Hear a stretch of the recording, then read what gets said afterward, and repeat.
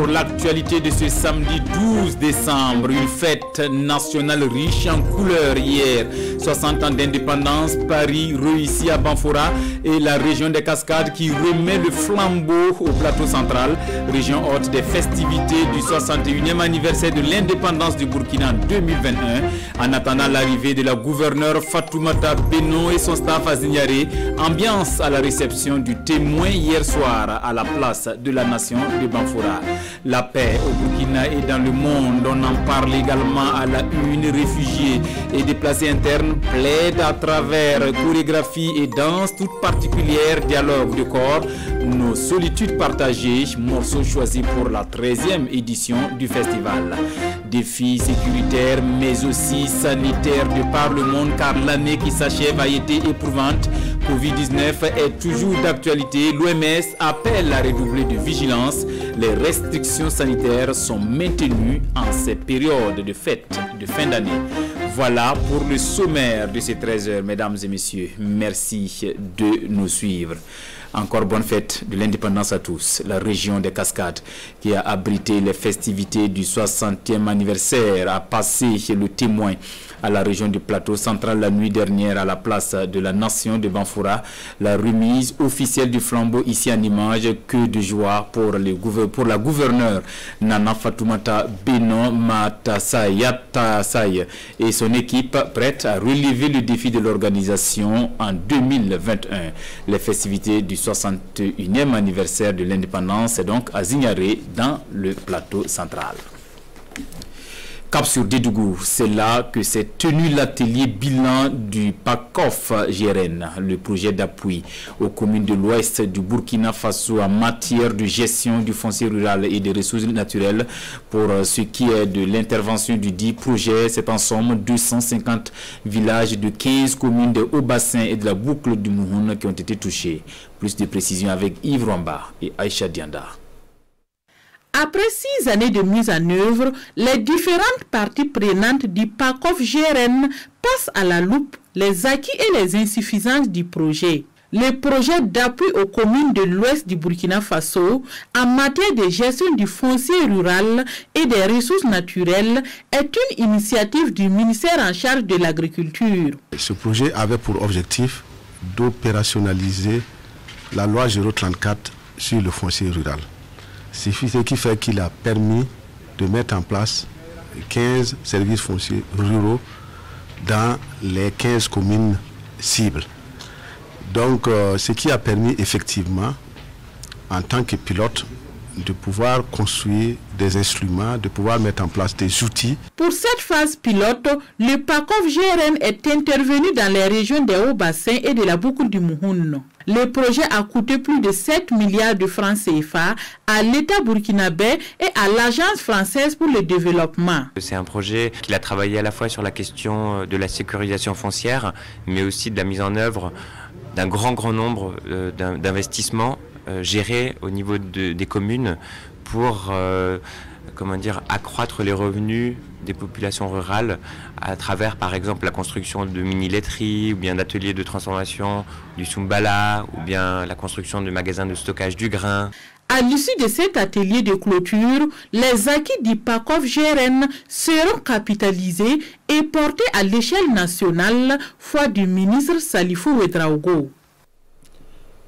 Biodev, un autre projet de l'Union internationale pour la conservation de la nature lancé en octobre 2020 après évaluation des menaces qui pèsent sur la biodiversité au Burkina. Pour sauver l'environnement, il faut donc susciter l'engagement collectif.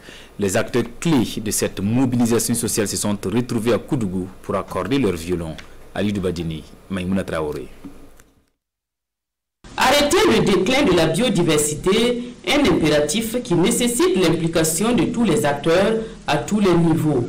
Un objectif que le projet de facilitation d'engagement pour la biodiversité Biodev 30, lancé en octobre 2020, entend atteindre par le développement de mécanismes clairs de responsabilisation pour la décennie 2020-2030. Nous avons estimé qu'il faudrait impliquer le secteur privé. Impliquer le secteur privé se justifie, d'autant plus que le secteur privé utilise la biodiversité.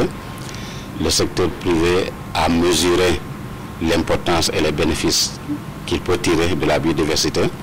Il nous est paru donc possible de le mobiliser dans des œuvres, dans des opérations de restauration, surtout dans les secteurs économiques qui sont porteurs mais qui affectent le plus la biodiversité. Afin de conduire le processus de négociation sur des bases scientifiques ou des engagements volontaires, le projet a conduit une étude pour l'évaluation de l'état de la biodiversité et des différentes menaces pesant sur elle au niveau national et local. Les deux secteurs principaux qui menacent, comme vous pouvez l'imaginer, c'est l'agriculture. Parce que quelquefois on pense que l'agriculture, bon, on produit pour se nourrir, mais en même temps on détruit certaines espèces. Le deuxième élément, secteur qui a été identifié, c'est le secteur minier.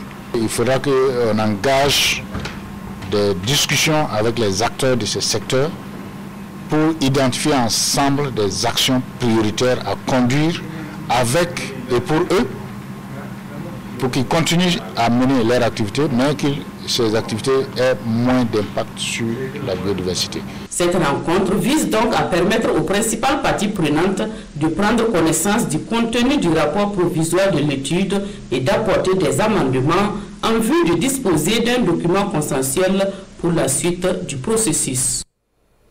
Du matériel informatique pour améliorer les conditions de travail du SP qu'assure le secrétariat permanent du Conseil national de secours d'urgence et de réhabilitation. Le donateur n'est autre que la FAO en partenariat avec la coopération suédoise. Jean-Eudes Bayala, Sékou Zongo. Bien traiter l'information et faciliter sa bonne diffusion, c'est ce qui justifie ce don de l'Organisation des Nations Unies pour l'alimentation et l'agriculture en collaboration avec la coopération suédoise. Estimé à plus de 78 millions de francs CFA, ce matériel informatique doit contribuer à l'amélioration des conditions de travail des agents du SP Konasur. Avec l'assistance la coopération suédoise, que nous profitons pour remercier, qui a donné des ressources pour permettre de renforcer la capacité et équipement du personnel de Konasur pour mieux collecter, traiter et diffuser des informations à temps. Un don composé de 15 ordinateurs, 100 tablettes, 100 smartphones et autres matériels informatiques. Pour le ministère en charge de l'action humanitaire, ce geste vient à point nommé. Le renforcement des capacités institutionnelles nous permet d'avoir une réponse plus adéquate pour les cibles qui ont besoin de ça. Avec ce don, le secrétariat permanent du Conseil national de secours d'urgence et de réhabilitation entend améliorer son mécanisme de collecte, de traitement et de gestion des données relatives aux personnes victimes de catastrophes. Toute chose qui doit contribuer à une prise en charge rapide des populations en cas de besoin. Le Haut Commissariat des Nations Unies pour les réfugiés réitère aussi son soutien au ministère de la Santé en lui faisant don de matériel roulant et du matériel médico-technique pour renforcer les capacités opérationnelles des centres de santé. La remise du matériel en image avec Ali Doubadini et Amadou Marcelto. Lutte contre le Covid-19 au Burkina, le Haut Commissariat des Nations Unies pour les réfugiés solidaire du ministère de la Santé. Une solidarité traduite par la remise de matériel roulant et médicaux d'une valeur estimée à 60 millions de francs CFA. Les priorités du ministère sont ce que vous voyez ici, une partie. Donc les motos, un véhicule qu'on a pu donner. On va voir si on peut donner encore d'autres véhicules qui ont besoin. Et des gants, des thermomètres. Pour les bénéficiaires, ce matériel vient à point nommé car il contribuera sans doute à réduire les difficultés liées à la mobilité des agents de santé dans le cadre de leur service. Nous avons manifesté le besoin d'avoir des motos pour transporter des points d'entrée terrestre lorsqu'il y aura l'ouverture des frontières terrestres. S'il y a une personne suspecte de coronavirus, pouvoir isoler la personne et prélever pour amener au lieu du laboratoire.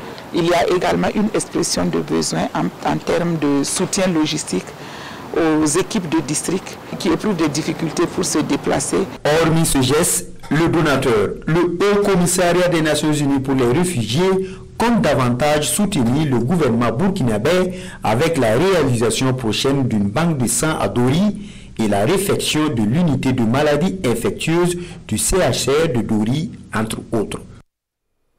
On reste dans le registre santé. L'OAS, l'Organisation ouest-africaine de la santé, a déployé ses valises au CEMA de Zorgo pour une campagne de chirurgie gratuite des cas d'hydrocèle et de lymphodème.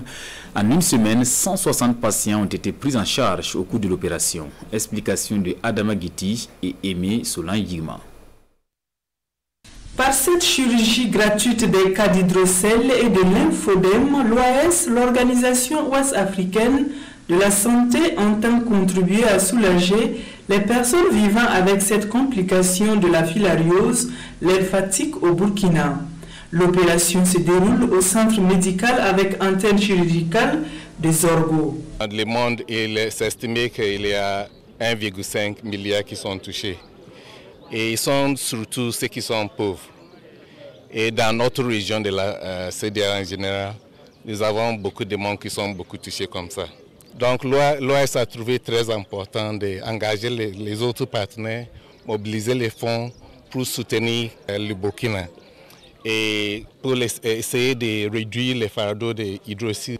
Et en même temps, on profite aussi renforcer les compétences, former les médecins, toute l'équipe. Au total, 160 personnes vont bénéficier de cette prise en charge et les autorités régionales veillent au grain.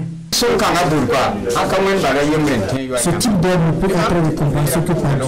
Je remercie particulièrement les soignants qui se sont véritablement occupés de nous tous les jours. Si tu es malade, pour qu'on s'occupe bien de toi, tu es en partie souvent. Les victimes de cette maladie-là n'arrivent pas à donner tout leur potentiel au niveau communautaire et procéder en tout cas à leur prise en charge. Donc c'est un camp qui va permettre non seulement qu'ils soient plus actifs au plan économique et socialement également, contribuer à démystifier un peu ce mal-là. Cette opération sera organisée également à Ziaré et à Dédougou au Burkina Faso et concerne le Mali et le Niger. L'objectif de l'OAS est de contribuer à l'élimination des maladies tropicales négligées dans les pays concernés. Par voie de presse, le staff de l'ONTB, l'Office national de tourisme burkinabé, présente ce nouveau projet axé sur la promotion du site de sculpture sur granit de Laongo. Une aubaine pourrait également annoncer les 96 heures de l'ONTB. Nombakouda, Ahadi Sandamba. À travers cette conférence de presse, l'Office national du tourisme burkinabé ONTB annonce la tenue d'un événement, le Dassandaga de Laongo. Une activité non seulement pour promouvoir les produits locaux, mais aussi et surtout pour valoriser la promotion de la destination du site de sculpture sur granit de Laongo. Cette activité permettra de promouvoir le site et d'accroître son taux de visite. De plus, elle vise quelque chose de très important, la cohésion sociale des peuples, notamment ceux des communautés des 8 villages qui partagent le site. Pour ce faire, l'ONTB a mis en place un programme à caractère culturel et touristique. Il y a une foire locale ou une rue marchande en plein air dédiée au commerce spécialisé des produits du terroir.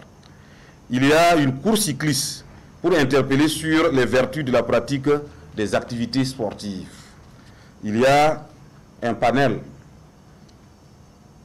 de 3 communications. Il y aura aussi les animations grand public dont l'apothéose sera la nuit culturelle de Laongo. Le Dassandaga de Laongo se tiendra du 17 au 20 décembre prochain sur le site situé à 35 km de Ouagadougou. Dans cette aventure de promotion du site de sculpture sur granit de Laongo, l'ONTB est accompagné par l'association Green Concept Burkina dans les volets panel et cyclisme.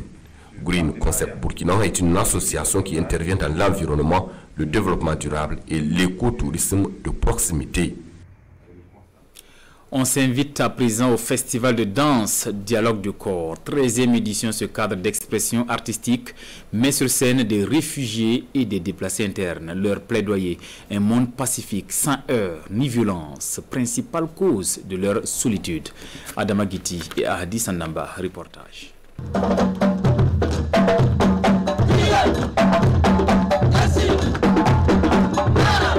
Ce sont des réfugiés et des déplacés internes.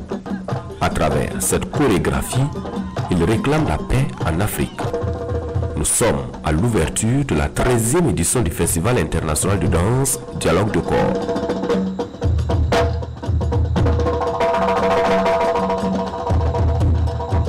Nous voulons vivre en paix, c'est un message fort. Donc faire venir ces réfugiés de leur camp, les permettre de partager ce moment avec le public, c'est tout simplement humain et c'est tout simplement leur donner l'espoir. Et le projet Hors Limite qui fait danser les réfugiés est un projet qui donne l'espoir, c'est un projet qui donne à ouvrir l'horizon. Une initiative appréciée à sa juste valeur par le premier responsable de la ville de Ouagadougou. Vous savez que Ouagadougou est reconnue comme ville créative de l'UNESCO et je tiens à féliciter vraiment les initiateurs de ce festival-là qui tous les ans nous apportent vraiment une qualité et qui nous convainc que nous sommes vraiment dans une ville qui déborde de créativité. Le Festival international de danse Dialogue de corps se tient du 9 au 13 décembre prochain dans la ville de Ouagadougou. Des représentations artistiques dans les salles et les lieux publics, des moments d'échange et de réflexion, des formations sont au menu de ces 5 jours festifs.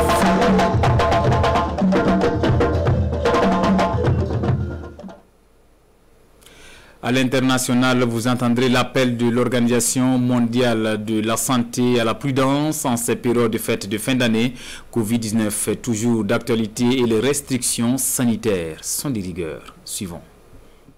Proposer du vin chaud à emporter en ces temps de pandémie, c'est l'un des seuls moyens pour les bars berlinois de faire un peu de chiffre d'affaires et l'occasion pour les clients de trouver un peu de réconfort et de chaleur à défaut de se balader dans les marchés de Noël, la plupart ayant été annulés. Des stands de vin chaud qui ne font cependant pas l'affaire de la police, trop de monde dans les rues, trop de risques de contamination, alors que l'Allemagne signale une augmentation quotidienne record des cas de Covid-19.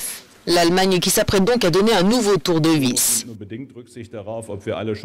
virus ne tient pas compte du fait que nous ayons terminé ou non nos achats de Noël. Des mesures supplémentaires et uniformes dans toute l'Allemagne sont donc sans aucun doute nécessaires.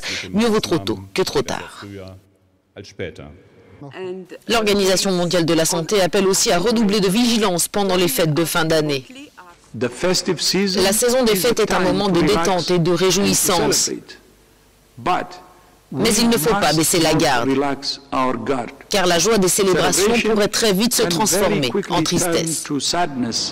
Des fêtes de fin d'année qui n'auront de toute façon pas la même saveur que d'habitude. En France, par exemple, le confinement se termine mardi, mais il laisse la place à un strict couvre-feu, excepté pour la soirée de Noël. Le jour de l'an, en revanche, est bien concerné par la mesure. Certains Français ne savent plus quoi penser. Tout le monde fait des efforts depuis des mois, donc les gens attendent beaucoup en fait du 31 pour se lâcher un petit peu, donc ça risque vraiment d'être du grand n'importe quoi. Donc c'est compliqué d'avoir un avis.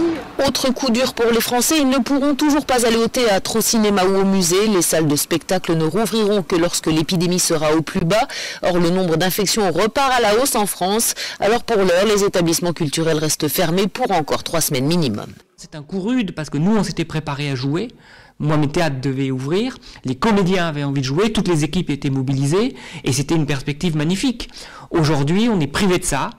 Situation quasi identique à Chypre. Bars, restaurants, cafés et autres établissements recevant du public. Tout est fermé, y compris les églises. À Chypre, le virus est partout, dans toutes les villes, villages et quartiers. S'est inquiété le gouvernement, s'appuyant sur les résultats de tests antigéniques réalisés à travers toute l'île. Enfin, la crise sanitaire a mis du plomb dans l'aile aux compagnies aériennes, TAP Air Portugal notamment. Jeudi, le gouvernement portugais a soumis à la Commission européenne un projet de plan de restructuration du transporteur, plan qui doit encore être approuvé. Voilà pour l'essentiel de l'actualité de cette mi-journée. Merci de l'avoir suivi et bon week-end en compagnie des programmes de la télévision du Burkina.